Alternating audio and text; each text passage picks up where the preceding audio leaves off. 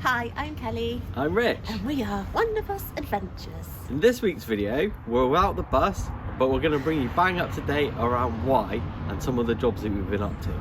So this week we have been starting the bunk bed, finishing off the steps, fitting some lights, making a box for our iMass heater, and we've been taking our first drive in the bus. We also have an update on the MOT.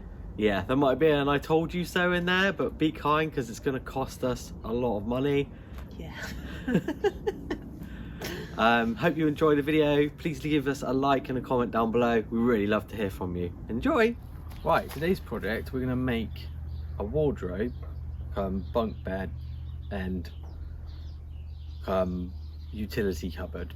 For this project we're using CLS timber because it's strong and cheap and easy to come by, which will then eventually be framed in plywood, which you need to consider because the plywood we're using is going to be 15mm, so any dimension that we're using here, we need to remember that we need to take that off of the overall dimensions when we're framing it. A lot of thinking. The first thing we're going to do is think about the base to basically frame the wheel up. I'm going to take some measurements and just do a quick drawing of how that's going to work, because obviously we want it to be sturdy, but we also want it to be functional. If for some reason they're struggling to get their shoes on.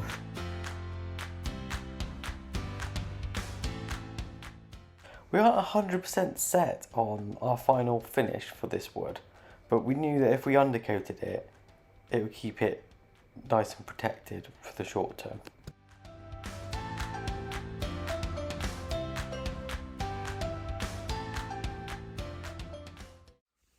For this frame, I'm going to need to first think about how it's going to sit above this wheel arch, and I think I've spotted an opportunity. So down here you can see that if I level at the back with some 25mm batten and use this CLS upturned here, I can make actually quite a nice gully along here for utility to run in, while still giving myself enough room to put 25mm of insulation underneath all of this.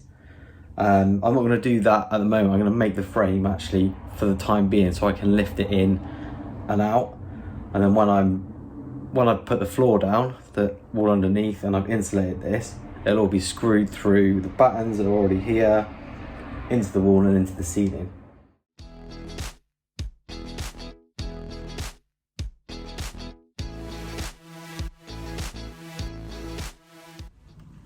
One base completed. So what I've done is I've actually made it so it's an irregular shape, because the cupboard part, the wardrobe part, will be slightly wider, or slightly deeper, sorry, than the rest of the kitchen.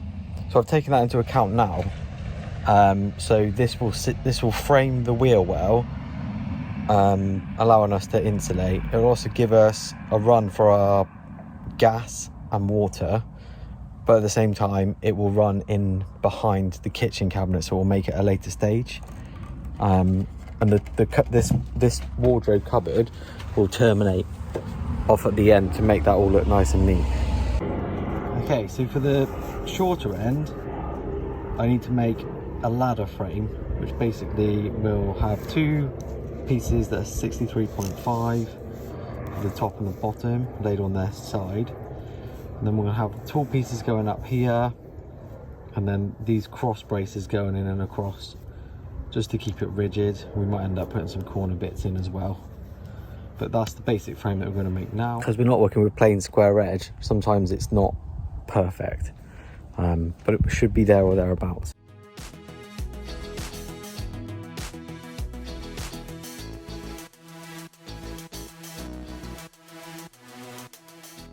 Those of you who are very good at reading time lapses will have noticed that I got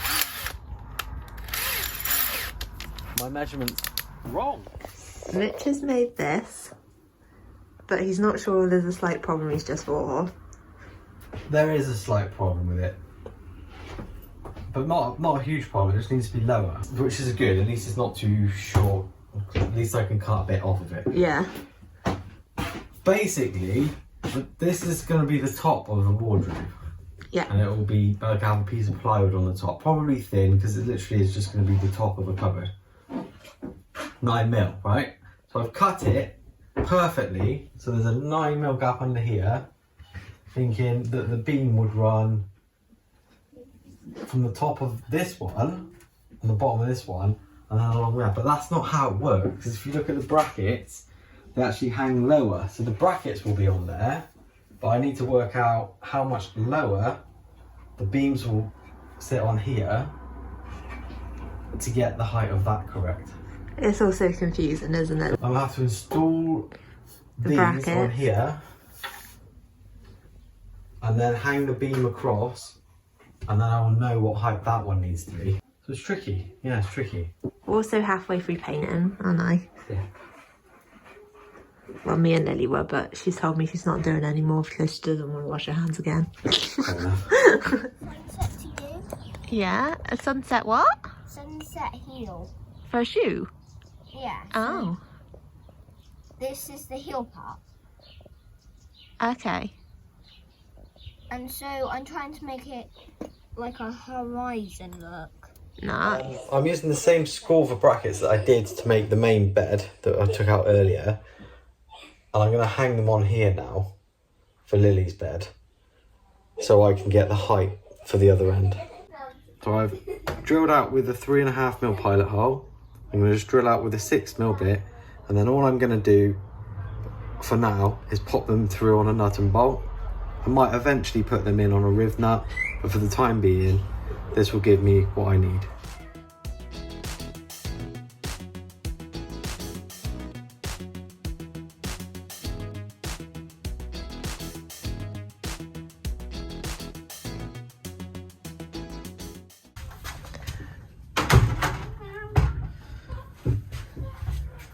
Get my tape measure. Oh no, that won't be right. It's on the plywood.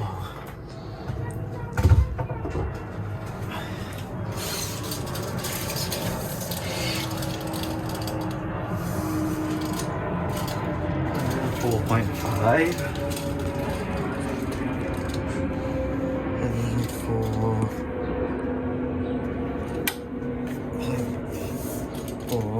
There's a millimetre out. I can live with that. Yeah. These bits here that have gone through, so I'm using quite long screws, sort of 8cm long screws, but I wanted them to really bite. So I've countersunk these in here with my countersink tool. That way, when it goes in, I know that I've got a good amount of meat in there. This frame here, like I said, it will be freestanding, sturdy, but once it's screwed into the floor and the walls and the ceiling, and then we've clad it in plywood, it'll be really rigid, but we want it to be rigid enough for the time being so we can move it about and know that it's sturdy on its own. I'm actually going to leave the top off at the moment because I'm going to have to take this out of the bus so we can lay the floor first. So the video order that you're seeing in will be a little bit odd. You might see the floor pop up in the middle of this one, but we'll do a whole video on laying that floor. I think I'm going to have to do a quick pause to do the floor, which happened last week, just to confuse you.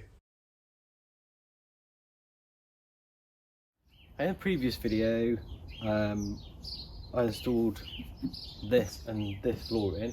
I'm just going to tidy this all up with some stair nosing. So I'm going to try and cut it around this bit here so it terminates on this, and then miter it in the corner. This jig that, if you remember, came with my house when we bought it many years ago, and it stood the test of time. To just miter the corners of these, and then what I've done is put just a piece of batten underneath it, so when I'm cutting through it gives it a nice sound surface to bite into. Otherwise you find, well I found anyway, because I'm not very good at this sort of thing, is that the saw will skate off the top of the surface and scratch your nice anodized finish, which obviously you don't want. Right, okay, it's been a cruel twist of fate. These corners, it's pretty bob on that. However, I can only get these in 90cm lengths, and I've cut nothing off this. Remember, I've literally just cut it to the corner. I've got a tiny gap here. What I'll probably do from the offcut that I've got, I'll cut a small piece there, pop that in there, and then, you know, to the untrained eye you won't see it. Not ideal, but I think it's better to have this corner detail correct and not have a gap there than it will be to have a gap on the other end. Just going to glue that one into place. The steno is looking great, but would you believe me if I told you that fitting these little rubber strips inside is what takes the longest? So each one's taken me about 5 to 10 minutes, I think. Not ideal, but this way I'm not damaging anything and they're all going in nice and flush, which is kind of what we want. We want it to be look good, but also stop us from slipping down the stairs. So these connectors for the lights, they've obviously been under the bus ever since it was built, and they've seen better days. So I'm going to strip and solder the wires in place instead of using the connectors that were there. As you can see, this is going to reveal quite a lot of junk and crud, but it'll be worth it in the end. Oh, bloody wasps today, I've been stung once already. These little lever nuts, they're brilliant for anything inside, because you can just zip tie them up and leave them. Outside, like this, I know this is technically inside, but outside, where it's just going to get wet. I've been using them just to test circuits, because it's really as simple as that. You can check that they work before you solder them up.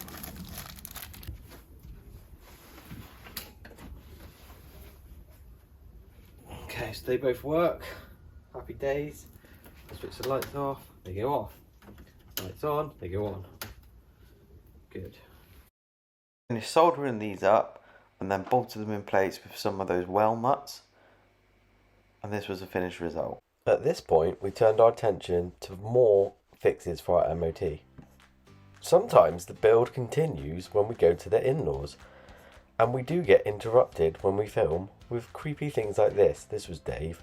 But basically what I've been making is these little looms for some of our new accessories. They include spotlights and strobes. Now you can test this by using an 18-volt battery off your drill.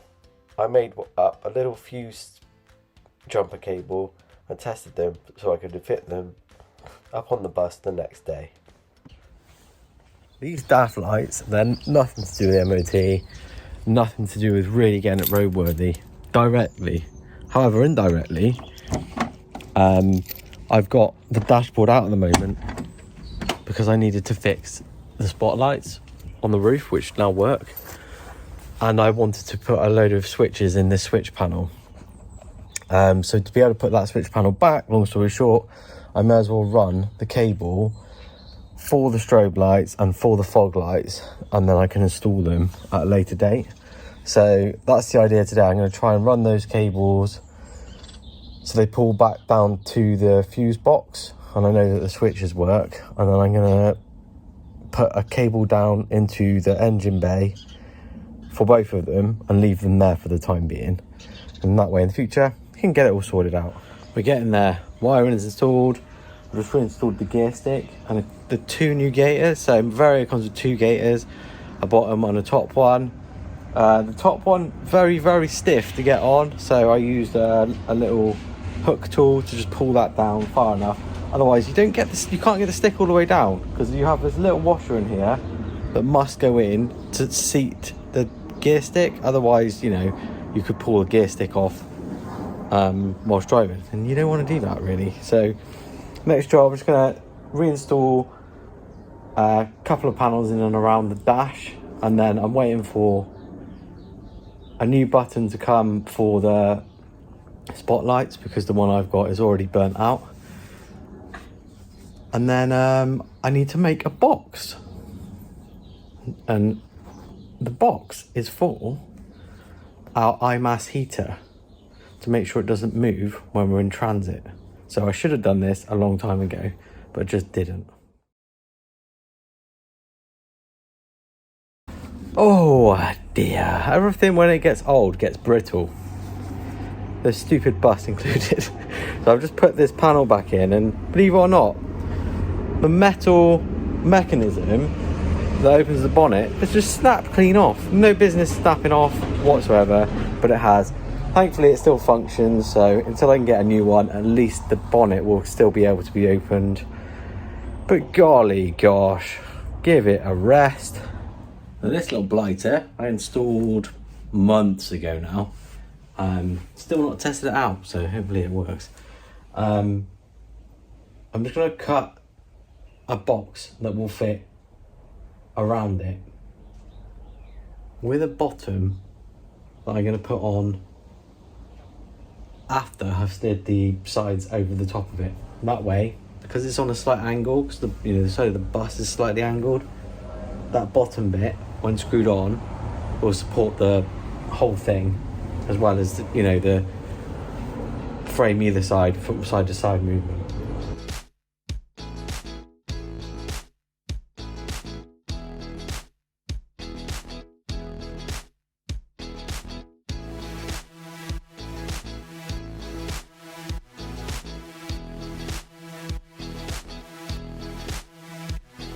Right, I've cut all the bits now.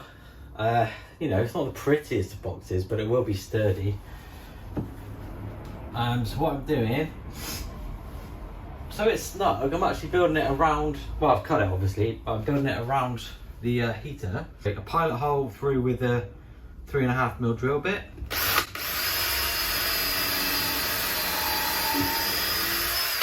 And then I'm using these all-purpose wood screws to just tie it all together.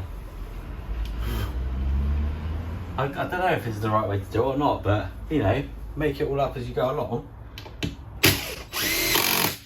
So I'm just putting these in on the sides, and then what I'm going to do, you can see I've got the bottom piece in. I'm going to lift that up at the back here and screw it through, and then that way it's supported from side to side movement, lateral movement I believe, and then it's supported from underneath too. And should Lily come along and sit on this, which she hasn't by the way, but she might, it'll be nice and strong too.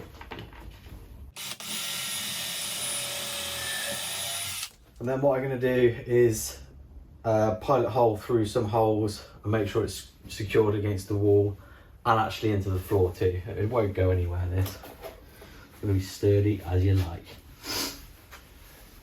Yeah, I mean, this is just a box, and on the face of it, it's not that impressive, and it isn't really. I don't know what I'm talking about it like it is. But if I went back a year, I wouldn't have even attempted this. This looks basic. It's screwing 4 pieces of wood together, right?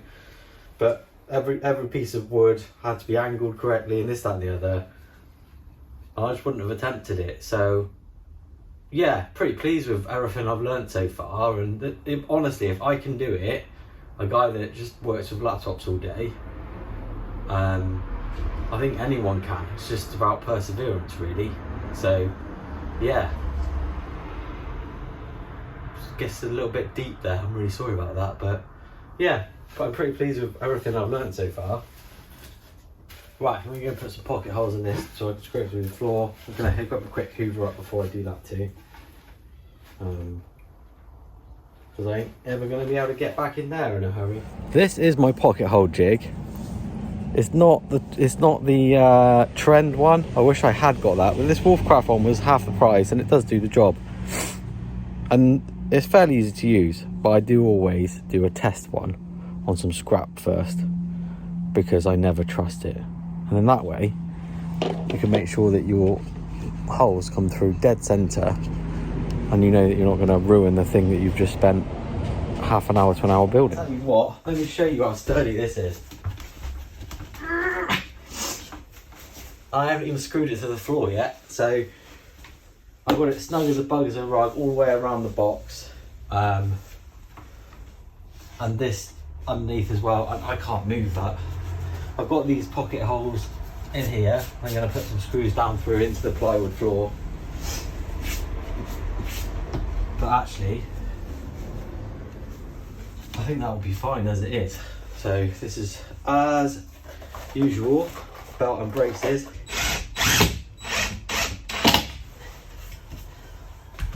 And this ain't going nowhere. It's very sturdy. You can sit on it. You wouldn't, but Stop sitting on it then. stop putting any pressure on the heater itself, because yes, it's just self-contained in there now. Yeah. So yeah, really sturdy, supported. So pleased with that. Yeah, that's neat. It's all lonely. Oh, cool. I don't know, I thought I just saw him. Yeah, there he is. Update on Lonely. His wife got killed by what are they called? Sparrowhawk.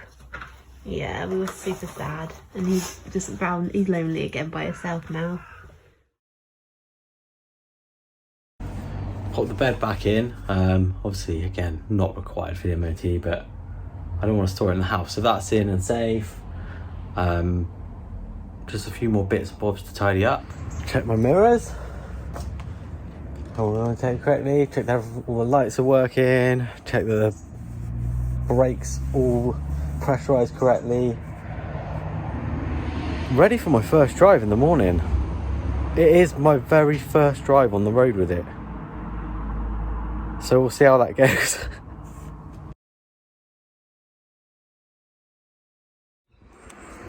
Today's today. My first drive. I don't know why I'm so excited, but I am. I'm really excited and nervous. I've done all my training and everything. It's just like driving a car and all that, but still nervous. Let's go.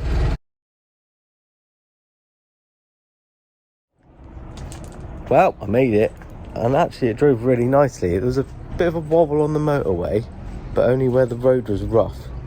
So we're getting to check the tyre balance. But yeah, overall it went okay. Stood on the driveway like a sad Pablo. No bus. So the bus got to the garage, the driver was fine. The mechanic was not. So he first of all pointed out that the rear lights probably won't pass because the fog light is integrated into the cluster, so that's a good start.